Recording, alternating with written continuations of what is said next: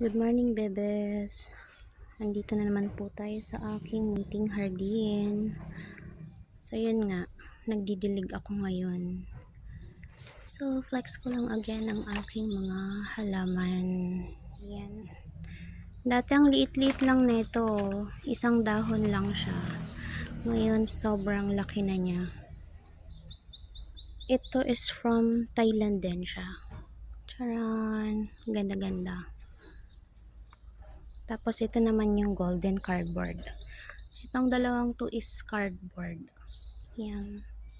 Super duper ganda, guys.